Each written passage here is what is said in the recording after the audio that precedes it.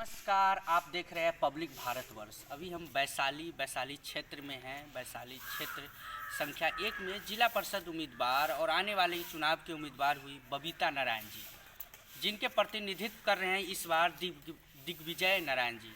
इनसे हम बातचीत करेंगे और जानने की कोशिश करेंगे मुद्दा क्या है। विशेष तौर पे बबीता नारायण जी 5 साल में किस तरीके से काम किए वो चर्चा का विषय है। काफ़ी लोगों का प्यार मिला और इस बार चुनाव लड़ रही है। जनता और यहाँ के पब्लिक इनका नाम से वाकिफ़ है। जानेंगे मुद्दा क्या है। महिला सुरक्षा हो गई या बेरोजगारी हो गई या शिक्षा व्यवस्था की बात हो गई, ये भी जानेंगे। सबसे पहले दिग्विजय जी ये जानने की कोशिश करते हैं, 5 साल आपका कार्यकाल रहा, कार्यकाल ख़त्म होने पर है, चुनाव की तैयारी में लगे हुए हैं, लोगों से मिलने क्या प्रतिक्रिया? पिछली बार हम जब मैं पहली बार चुनाव में गए, लोगों ने जो प्यार और सम्मान हमको दिया, हम उनके ऋणी हैं। और निश्चित रूप से हमने जो किया है अपने क्षेत्र में, मुझे आशा ही नहीं बल्कि पूर्ण विश्वास है कि पहले से ज़्यादा मत देकर के इस बार हमको लोग पुनः जिला परिषद के लिए निर्वाचित करेंगे। हमें पूर्ण विश्वास है। पुनः फिर से बनाने की कोशिश में आप लगे। क्या लगता है कि जिस तरीके से आपका 5 साल का कार्यकाल रहा, लेकिन पहले के चुनाव में और अभी के चुनाव में कितना टफ हो चुका है? ये काम करने वाले लोगों के लिए चुनाव कोई टफ नहीं, और जिला परिषद एक सम्मान का पद है। पंचायती राज व्यवस्था में सारे फाइनेंशियल असिस्टेंट मुखिया जिलों के पास है। पंचायत समिति और जिला परिषद, एक यदि पॉलिटिकल बैकग्राउंड हो, आगे की राजनीति करनी हो, तभी मुझे लगता है कि जिला परिषद के चुनाव लड़ने चाहिए। अगर नहीं हो तो बाकी लोग भी 2 बार यहाँ का रिजर्व रहा है सीट, 2 बार चुनाव लोग लड़े हैं यहाँ से, और पुनः एक बार निर्वाचित होने के बाद उन्होंने मैदान छोड़ दिया, चुनाव लड़े ही नहीं। उन्हें लगा कि जिस उम्मीद के साथ आए थे जिला परिषद में कुछ नहीं कि बहुत कुछ इसमें होगा और इससे बहुत लोगों का हम कल्याण कर पाएंगे, वो सब कुछ नहीं था, नहीं कर पाए। क्योंकि हम लोगों का पॉलिटिकल बैकग्राउंड है, घर परिवार सभी लोगों का सेवा भावना से हम लोग लगे हैं, इसलिए चाहे जितना बार भी चुनाव होगा, और हमें पूर्ण विश्वास है कि जितनी बार भी जनरल सीट रहेगा हम लोग चुनाव लड़ेंगे। जो सेवा भाव हम यहाँ के जिला पार्षद रहें नहीं रहें, जो लोगों के साथ मेरा व्यवहार है, बनाव है, लगाव है, उससे हमें कहीं कोई दिक्कत नहीं है। कोई हमें नहीं लगता है कि चुनाव इस बार टफ होने जा रहा है। पिछली बार से चुनाव ज़्यादा आसान होगा मेरे लिए। आपके लिए आसान होगा क्योंकि आपने काम किया है, बबीता जी ने काम किया, लोगों के बीच चर्चा का विषय है काफ़ी कि इन्होंने 5 साल में अच्छा वर्क किया, काम किया। लेकिन आपके सामने बहुत सारे कैंडिडेट हैं, जो भी कैंडिडेट हो। दूसरी बात ये हो गई कि महिला यहाँ की जिला पार्षद है, महिला सुरक्षा की बात हो या महिला अधिकार की बात हो, वो कहीं ना कहीं आज हमारे समाज में कितना मिल पा रहा है? आपने 2 सवाल किया। यहाँ बहुत सारे कैंडिडेट हैं, तो कैंडिडेट पंचायत चुनाव अधिकांश जगह पर आप जाते होंगे तो जातिगत आधार पर ही लोग समीकरण बना करके चुनाव लड़ने की कोशिश करते हैं कि हमारी जाति की संख्या इतनी है, हम इसमें चुनाव निकाल सकते हैं। हम जहाँ से निर्वाचित होते हैं, हमारे स्वजातीय कुशवाहा की संख्या बहुत कम है यहाँ पर, और बाकी सभी जातियों का प्यार हमको निश्चित रूप से मिलता है, उनका समर्थन और सहयोग हमको मिलता है। महिला सुरक्षा जो प्रश्न है वो निश्चित रूप से एक पंचायत प्रतिनिधि के बस के बाहर की चीज़ है। इसके लिए सरकार कार्यरत है, और अभी जो एनडीए की सरकार है, हमें लगता है कि सारी चीज़ें जो पंचायती राज व्यवस्था के अंतर्गत आने वाली चीज़ें हैं, महिलाओं के लिए समाहित कर दी है सरकार ने। चाहे वो राशन कार्ड का मामला हो, महिलाओं के नाम से ही बनना है, महिला सशक्तिकरण की दिशा में एक ये प्रयास है। प्रधानमंत्री आवास योजना है, ये भी महिलाओं के नाम से ही है। तो निश्चित रूप से चाहे केंद्र की सरकार हो या राज्य की सरकार हो, महिला सशक्तिकरण की दिशा में बहुत बेहतर प्रयास कर रही है, और महिलाएं इसमें आगे आई हैं। ये चीज़ें बिल्कुल यहाँ गांव देहात में भी, शहर में तो पहले भी देखने को मिलता था, लेकिन ग्रामीण क्षेत्रों में भी अब ये चीज़ देखने को मिलती है। अच्छा दिग्विजय जी, एक और बात हमें पता चला, लोग हमने काफ़ी जिला परिषद से बातचीत की, लोगों का काफ़ी कंप्लेन आया, बातचीत में निकला कि जिस तरीके से आपने कुछ देर पहले भी आपने बताया कि ये सम्मान की लड़ाई है जिला परिषद के लिए, लेकिन बहुत सारे लोगों का कहना है कि हम लोग जिला परिषद बन गए, लेकिन 5 साल में जो हमारे पास फंड आना चाहिए वो कहीं ना कहीं नहीं मिला, लोगों से गाली सुनने को मिला। इस पर आपकी क्या राय है?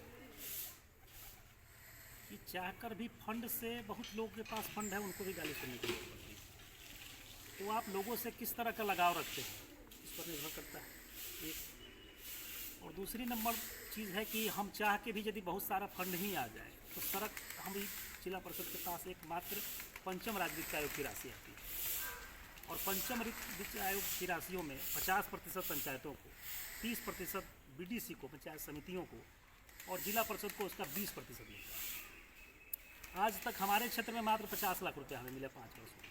50 लाख रुपया में 8 पंचायत में क्या किया जा सकता है तो जनता भी समझती है और आप भी समझ सकते हैं इस चीज़। हमने हर कोशिश किया कि हर पंचायत में एक सड़क बन जाए, लेकिन एक अगर 500 फीट कहीं सड़क ही बनवा दिया जाए, 300 फीट कहीं 5 लाख के अंदर एक सड़क बनवा दिया जाए, उससे किसका कल्याण हो सकता है? बाकी जितनी ज़रूरत की चीज़ें हैं, जो मूलभूत जरूरी की चीज़ है, जो जनता की आवाज़ बनने की ज़रूरत है, उनके लिए लड़ाई लड़ने की ज़रूरत है, उनके दुख तकलीफ में शामिल और शरीक होने की ज़रूरत है। एक प्रतिनिधि का लगाव सबसे ज़्यादा लोगों से इन कारणों से होता है, कहीं सड़क ढलवा दिया जाए और प्रतिनिधि हमेशा लोगों के बीच कटके रहे। तो पंचायत का चुनाव आपके व्यक्तित्व पर, आपके व्यक्तिगत पहचान पर चुनाव होता है, कोई पार्टी का सिंबल नहीं होता है कि भारतीय जनता पार्टी के सपोर्टर हैं, उस सिंबल लेकर के आ गए तो उसे मिले नहीं मिले वोटरों से, उनका वोट उनके तरफ जाएगा, या फिर आरजेडी के समर्थन से आने वाले लोग उनके तरफ हो जाएगा। ये आपका व्यक्तिगत पहचान, आपका व्यक्तित्व, तभी लोग वोट करते हैं। और काम हमें लगता है कि पैसा अब आता है जिसमें जितना व्यवस्था है सरकार की, उसके हिसाब से काम होता है।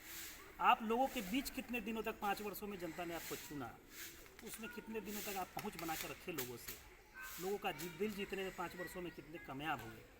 आपका पुनरीक्षण दोबारा चुनाव यदि लड़ते हैं, इसी चीज़ की परीक्षा होती है, और मुझे लगता है कि मैं इस परीक्षा में निश्चित रूप से सफल होऊंगा।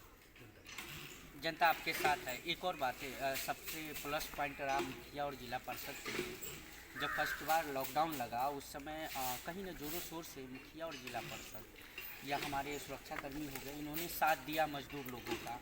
इससे आपको क्या लगता है कि इसमें कितना सम्मान मिलेगा और इस बार के चुनाव में इससे आपको कितना बेनिफिट होने वाला है? देखिए, लॉकडाउन 24 मार्च को लगा था। 23 मार्च को शाम में प्रधानमंत्री जी ने 9 बजे घोषणा की थी और 24 मार्च से लॉकडाउन हो गया। निश्चित रूप से कोरोना के प्रति लोगों में भय व्याप्त था उस वक्त। जी बिल्कुल।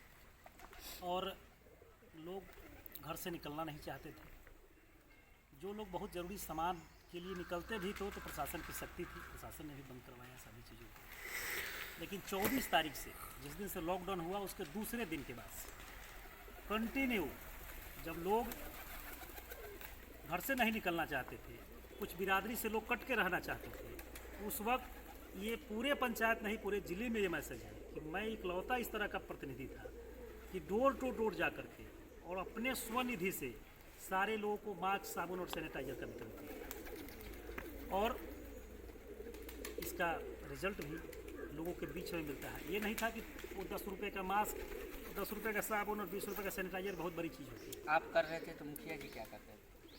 हमारे मुखिया जी ने इस तरह की कोई व्यवस्था नहीं की। मैंने इस पंचायत के मुखिया जी ने इस तरह की कोई व्यवस्था यहाँ नहीं रखा था।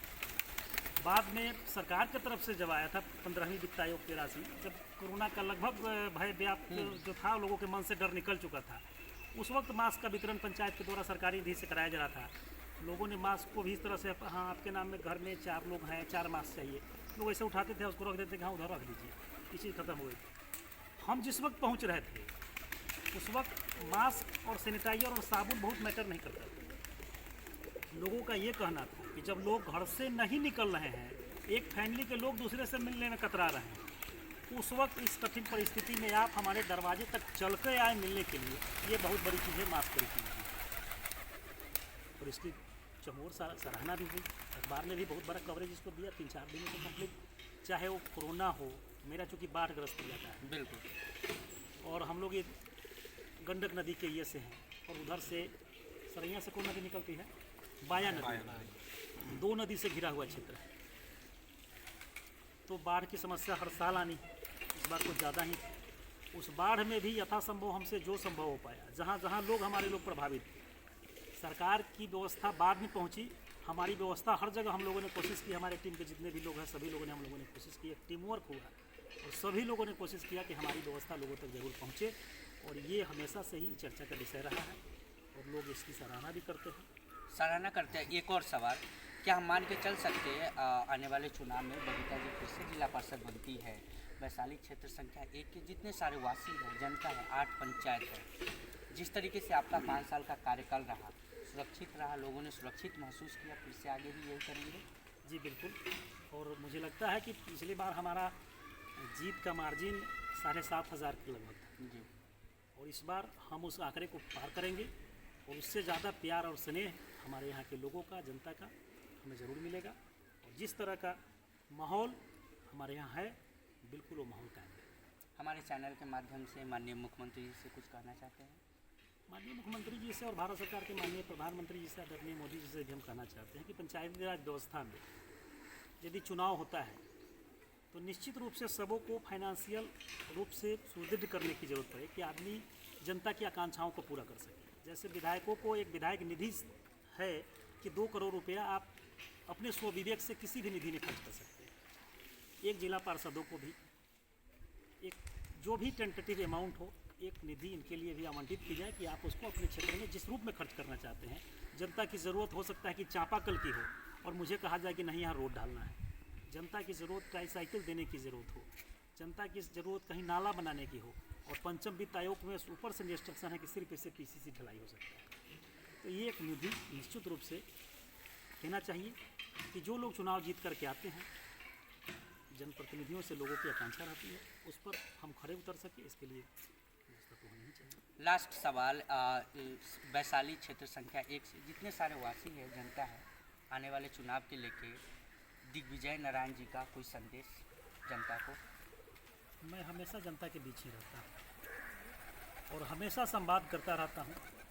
कहीं से भी किन्हीं को कोई आपत्ति होती है, निश्चित रूप से हमारे हैंडबिल पे, पोस्टर पे, सभी जगह और हर घर में कैलेंडर में मेरा नंबर लगा रहता है।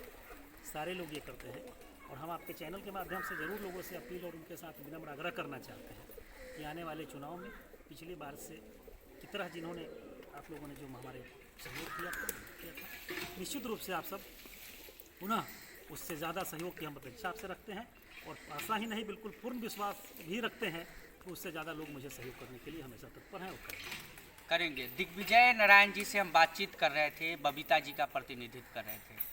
इस बार के चुनाव में जिस तरीके से इन्होंने 5 साल में काम किया है वो सराहनीय रहा है।